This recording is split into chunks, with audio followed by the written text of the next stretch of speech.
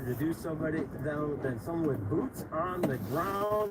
That's right, Carter Freeman, our very own college football insider for 105.3 The Fan, live from Norman, Oklahoma. And Carter, you know the first question I've got for you, brother. What was the game day fit finalized? What you went? So it's great to be on with you guys. Thanks for having me on. Got the OU polo up top. I got the home field throwback OU hat. Got the OU shoes and the home field OU socks. So top to So who you rooting for? Before you say who you're rooting for, we already know he's rooting for. I gotta say this. If we were one of those shows before the Academy Awards or the Emmys, we'd be saying, "Who are you wearing?" Yeah. Well, I don't think you even have to ask. I think it'd be pretty obvious. Love that. How's the environment? I know College Game Day was there earlier. And sometimes I feel like when College Game Day is there early for a night game, you don't always get to appreciate the true environment until you're a couple hours from kick leading up to that. So what's it like on campus, and how are you feeling? No, this is the first time OU has hosted game day with students able to go to game day since I was a freshman at OU in 2012. They had it during the pandemic season, but obviously couldn't have the same crowd. So I went on a run this morning, ran through campus, went and saw it. It was a crazy crowd. Pretty much the entire South Oval was covered in OU and a fair amount of Tennessee fans. They've traveled well here to Norman, but it was buzzing, and that was around 9 in the morning. So all the tailgates were getting set up. Like, this is as big of a game as OU has played, and I'll also go back to my freshman year when OU hosted Notre Dame. That was a long time ago. OU just hasn't had a game of this magnitude nationally at home in a long, long time. So just anywhere in Norman, I'm about a mile north of campus right now, it's buzzing. I mean, this town is so ready for this game. Even though they're a touchdown underdog at home, like, there's absolutely no fear. Like, everyone here is just ready for the team to run in and, hopefully pick up that first ever SEC win. It's like a family fight. I went to OU too myself, and everybody who goes to OU knows Venables and Heupel. Heupel won the national championship for Bob Stoops when he first got here, and Venables and Heupel were on the same coaching staff with Stoops, and then Venables went. The presidential election today. There were 38 candidates, but polls suggest it was a three-way race. The incumbent, the main opposition leader, and a Marxist-leaning candidate. The percentage of Americans who think electric vehicles are green has dropped slightly, according to data from the market research firm Ipsos, shared exclusively with NPR.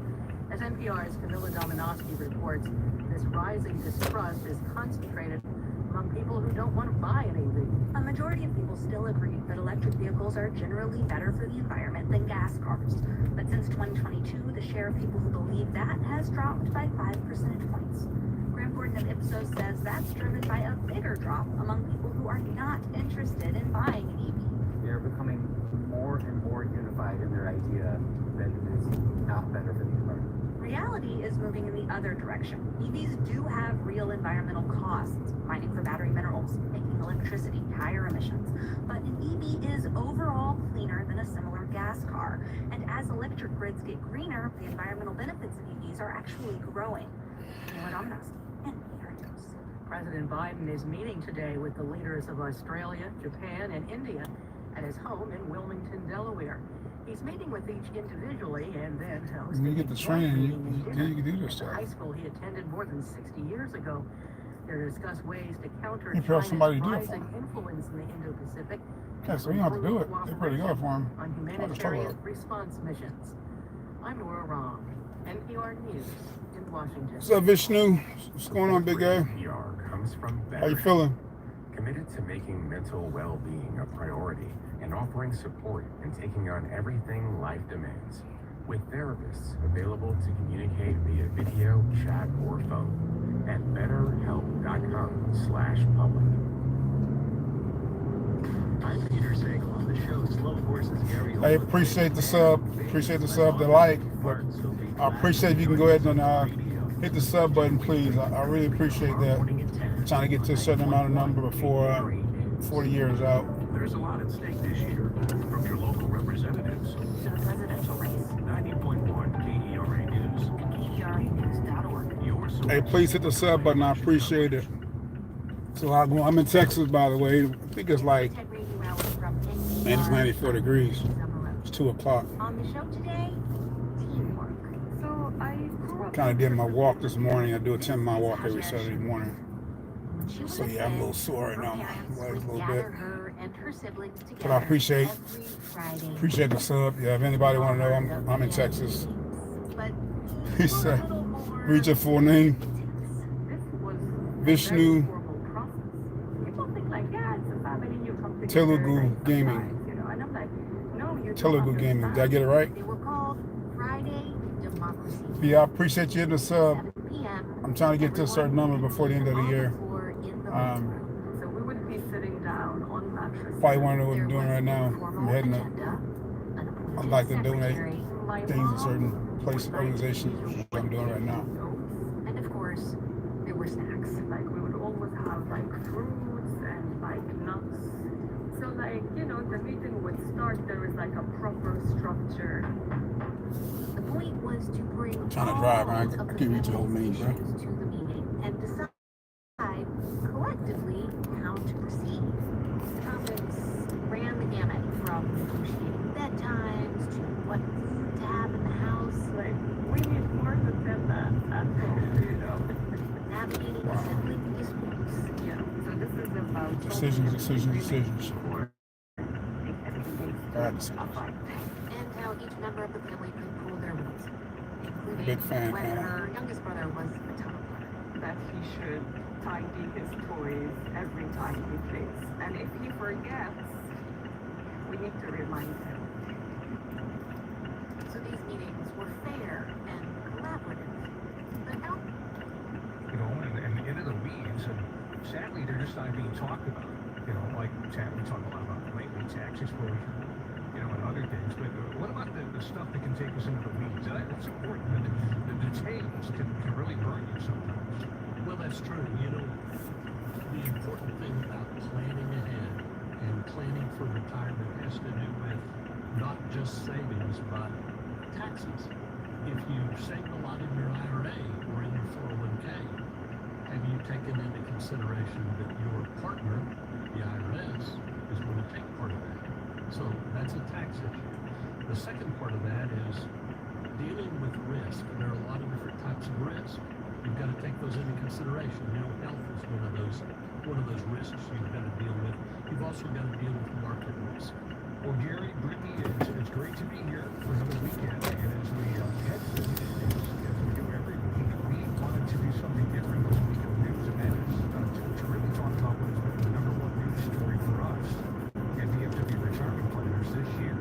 That's been the big I'm out of Texas. scene here in 2024. Between Dallas and Fort Worth, Texas. From you as you come in for complimentary consultations or a second opinion meeting and a chance to see your retirement in the retirement simulator. This Big T. combination of our open door policy It's 94, actually it's 95 degrees right now. So it's pretty warm. I don't plan on being out here too long. I already did my workout, pretty long workout this morning.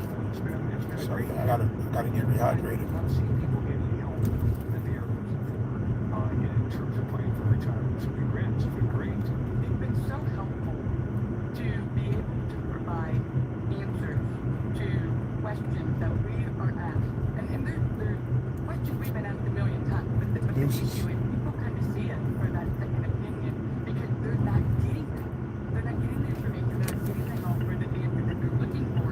So they remain. Man, I got a whole truck of crap. He bring up through here.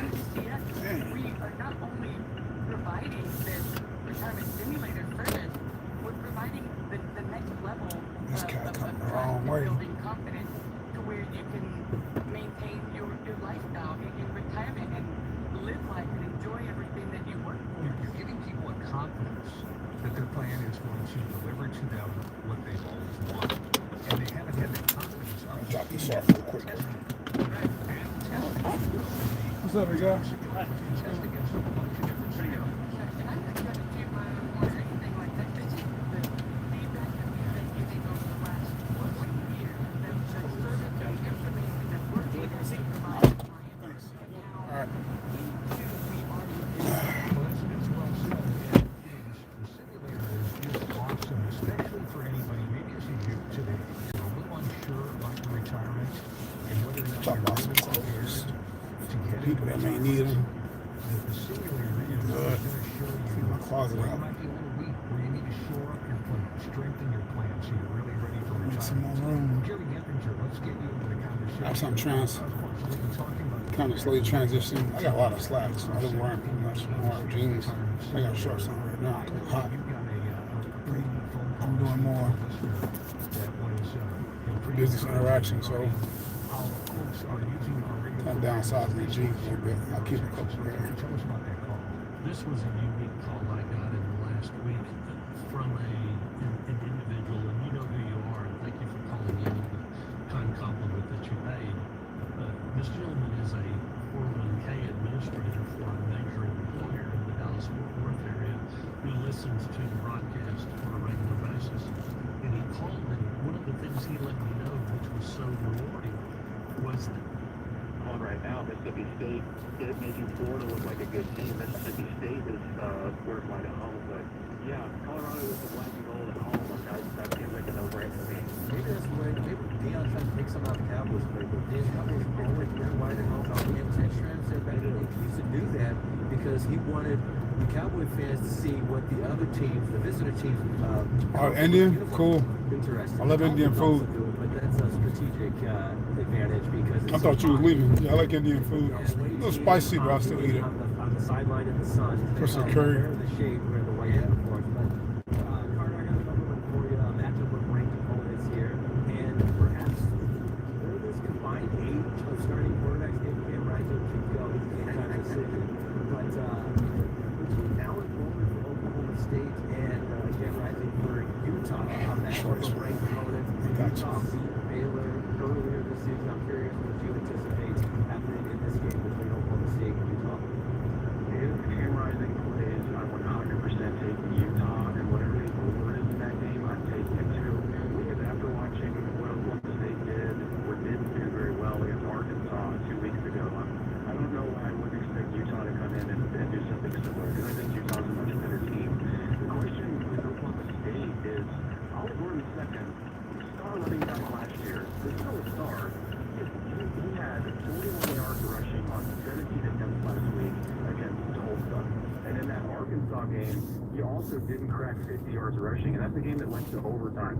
And Oklahoma State brought back all 5 of their starting offensive linemen from last year, so it's not an issue of, hell out. So I don't know what's going on with him. And if he's not going to get things changed around, then, I mean, that's a huge part of Oklahoma State's attack that's just nullified. So if Cam Rising plays, absolutely take Utah, but whatever the case, Yeah, I'll take the over in that one. I don't know what kind of questions do I like Indians. I don't hate nobody. UCLA's awful. I don't. They lost. I have Indian friends, so Home to Indiana I don't generalize. By the way, it's I don't like certain people. It's not I don't like a certain ethnicity. That's a big difference. miracle work there. So I don't like people because they probably got bad, If you didn't know, had a bad experience with that particular person, thanks to Deshaun not Foster. because of that particular race, the race that person is, It's been a tough or go. ethnicity that person is. It's been a tough go for Deshaun So, yeah, Foster. But so I don't- Tyler, I before don't we deal with people like let that. you go, what does the rest of your afternoon look like before kickoff? Tell me there's some tailgating involved. You got your professional duties out of the way. Go have some fun. What's on the docket? Well, yeah, absolutely. Once we're done here, maybe in the next hour or two, we'll head down to campus. The friends that got the tickets from, they tailgate, so we will go sit with them for a little bit probably. And like I said, I'm about a mile north of campus right now, so it's just a quick hop and a skip, and then we're down there. So we'll get there, maybe an hour and a half before the game and just soak in the environment, and then at 6:30, we'll be off to the races. And before you go, I got a homework assignment for you. Walk through Heisman Park. I want to know if Baker Mayfield's statue with his bandana is taller than Kyler Murray's statue. I mean, I've walked through it a million times, but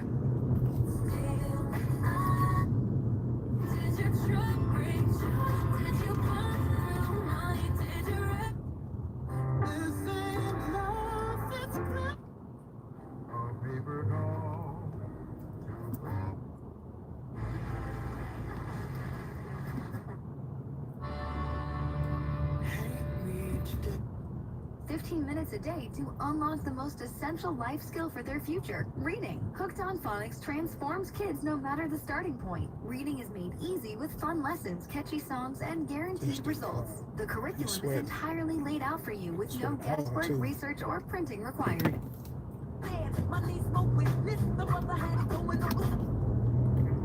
We're never afraid of confrontation, but it's also about how you discuss things that bothers you, or even point out things that you disagree with in a way where you're not judging the other person or the other group, but you're really trying to understand, right? And I think this is a skill that we need in life. Every family is its own mini political system that is usually not democratic, because parents make decisions that affect all members of the family while the kids have very little to say. Similarly, politicians make decisions that affect the whole nation while the people have very little to say in them. We need to change this, and in order to achieve this change systematically, we need to teach people that political, national, and global affairs as relevant to them as personal and family affairs. So if we want to achieve this, my proposal and advice is try out the family democracy voting system, because that will enable your kids to exercise their agency in decision making from a very early age. Politics is about having conversations, including difficult conversations that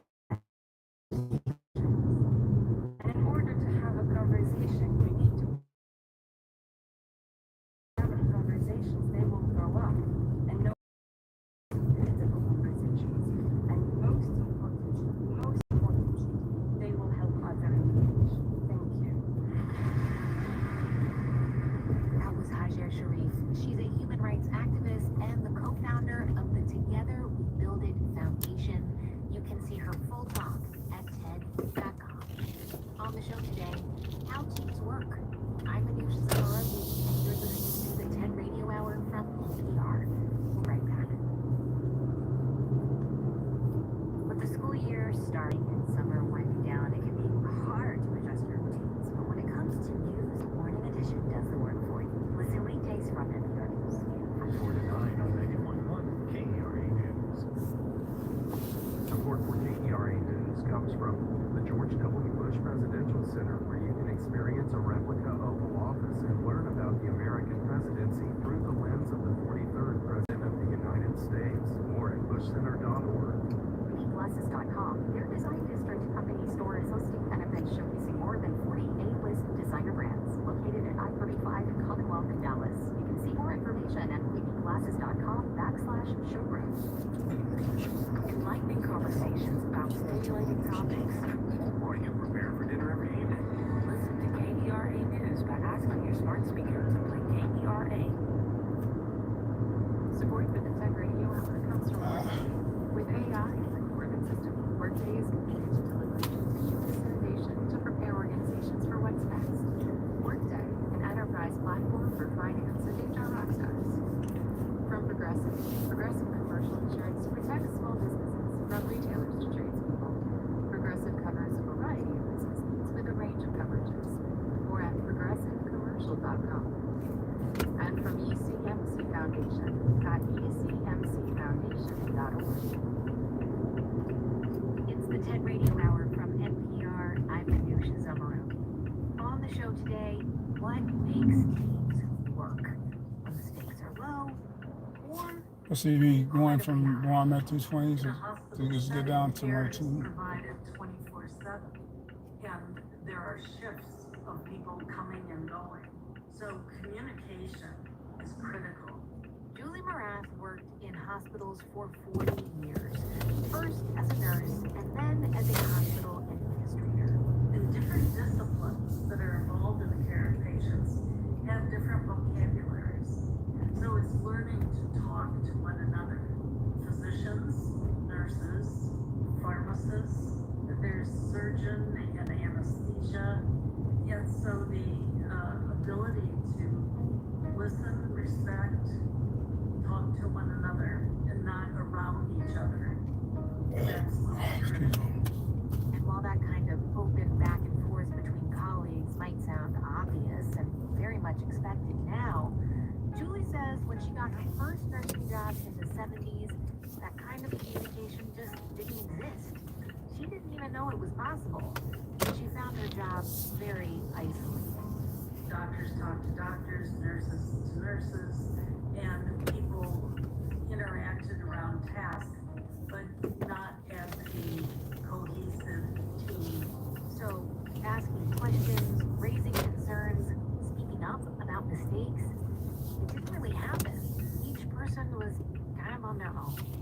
It was lonely, you know, there's a lot of responsibility when you're caring for people. And I think that's was the predominant feeling, that if a mistake was made, if an error occurred, people I'm library for a couple hours. I got some study. talk about it.